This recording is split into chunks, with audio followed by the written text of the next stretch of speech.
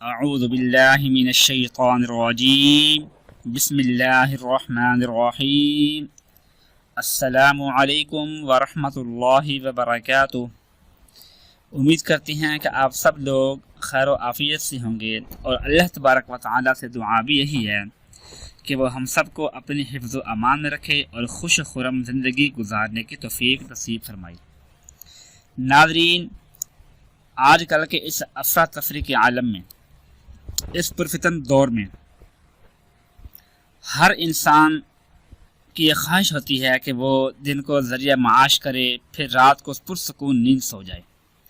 اور ان میں سے کچھ لوگ ایسے ہوتے ہیں کہ جو دن بھر کی تھکاوٹ ہونے کے باوجود جب رات کو گھر لوٹتے ہیں، کھانا کھاتے ہیں، کھانا کھانے کے بعد جب اپنے بستر پر لیٹتے ہیں تو ان کو نیند نہیں آتی۔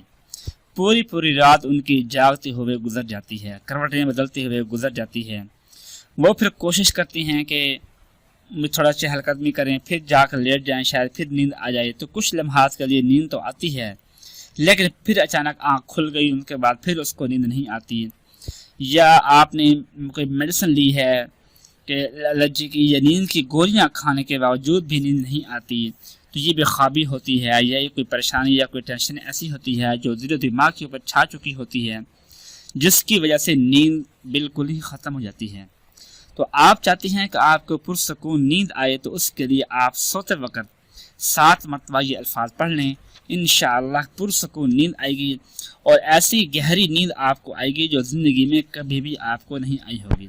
جب صبح کو آپ اٹھیں گے تو انشاءاللہ مکمل طور پر اپنے آپ کو فریش پائیں گے، اور آپ کا ذہن اور آپ کا دل و دماغ مکمل طور پر فریش ہوگا، اور ایسے اپنے آپ کو دیکھیں گے کبھی کوئی ٹینشن، کبھی کوئی پرابلم، کبھی کوئی پریشانی آپ کی زندگی میں آئی ہی نہیں تھی۔ وہ دعا یہ ہے، قرآن پاک کا پارہ نمبر ہے 15، سبحان الذی، سورۃ الکہف کی آیت نمبر ہے 18۔ آیت نمبر 18، اس کا پہلا حصہ، اعوذ باللہ من الشیطان الرجیم وَتَحْسَبُهُمْ أَيْقَاظًا وَهُمْ رُقُودٌ۔ بس اس میں آپ نے کرنا یہ ہے کہ واو کو نہیں پڑھنا، کیونکہ جب پوری آیت ہم پیچھے سے پڑھتے ہوئے آئیں پھر واو کو ہم پڑھتے ہیں، تو یہ چونکہ بطور دعا کے ہم پڑھ رہے ہیں، تو بطور دعا کے ہم تحسبهم أيقاظا وهم رقود اس کو ہم پڑھ سکتے ہیں۔ تو آپ نے کرنا یہ ہے، سب سے پہلے کہ جس وقت آپ نے بستر پر جا کر لیٹنا ہے، سونا ہے، تو وضو کر لیں۔ اگر آپ نے عشاء کی نماز پڑھنے کے فوری بعد سونا ہے تو پھر تو آپ باوضو ہیں، وضو آپ کا موجود ہے۔ اور اگر آپ کافی لیٹ سوتے ہیں، جیسے 11-12 بجے کسی کی عادت ہوتی ہے کہ وہ لیٹ سونے کی، تو اس وقت اگر وضو آپ کا موجود ہے تو موسٹ ویلکم۔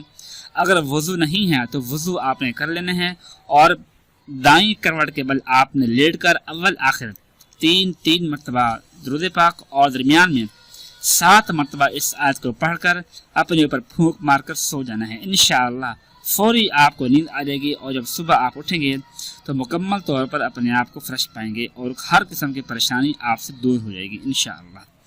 دعا ہے کہ اللہ پاک ہم سب کو ہر قسم کی پریشانی، ہر قسم کے ٹینشن سے محفوظ رکھے، اور ہم سب کو اپنی احکام کے مطابق زندگی گزارنے کی توفیق نصیب فرمائے۔ آمین ثم آمین۔ اپنا خیال رکھیے گا۔ اللہ حافظ۔